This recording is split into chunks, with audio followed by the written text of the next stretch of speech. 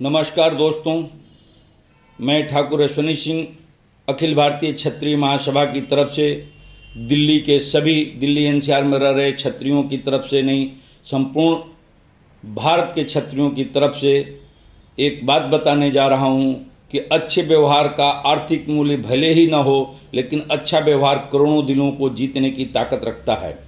सम्मान सबका करें, यह आपके और हमारे संस्कार में है, लेकिन अपने आत्मसम्मान का हमेशा ध्यान रखें, क्योंकि हमारे चंद्रशेखर जी जो पूर्व प्रधानमंत्री थे कहा करते थे, जिसका खुद का आत्मसम्मान न हो वह देश और राष्ट्र का सम्मान नहीं कर सकता।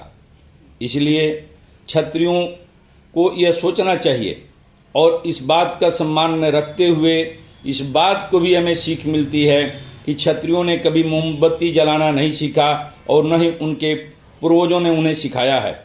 किसी भी समय किसी का भी मुकाबला करने के लिए हमेशा तलवार निकालने की बात कही गई है। आज सुखदेव सिंह गोगामड़ी के हत्यारों के लिए सरकार ने 10 तारीख तक का समय मांगा है। कुछ तो है कि हत्या के बाद 10 तारीख तक का समय आताताइयों का वध करने के लिए सरकार ने मांगा है। यह आपका अधिकार है जो जीवन के अंतिम दिन तक अपने मस्तक को किसी के आगे झुकने ना दें और अपने देश, धर्म और समाज के लिए लड़ते हुए मर जाएं। उनके मरने में भी शान है, परंतु जो कायर होते हैं वह अपनी जान को बचाने के लिए जीते हैं। उनकी किन्नरों की भांति उनका कोई आदर नहीं करता। वह मृत्यु के आने से पहले कई बार मर जाते हैं। जो जीवन के आगे, जीवन के अंतिम समय तक कभी ना झुके और न अपने स्वभाव के लिए बल्कि जीते हैं, तो यह संसार के लिए, यह संसार उन्हीं का आदर करता है। हम क्षत्रिय हैं, पहले से ही हमें माँ के गर्भ में ही माँ के द्वारा इस धरती पर आने से पहले समस्त क्षत्रिय देवी देवताओं जो इस भूमंडल पर विराजमान हैं, इस भारतवर्ष में ही नहीं समस्त विश्व में जो जहाँ भी रह रहे हैं वहीं से पूजा आराधना करती हैं और उनसे अपने पुत्र और पुत्री के लिए सर्व गुण संपन्न क्षत्रिय संतान पैदा होने की दुआ मांगती हैं। इसलिए हम सभी क्षत्रिय भाइयों से अनुरोध करता हूं कि कभी भी किसी के भी उकसावे में आकर कोई गलत काम मत करें।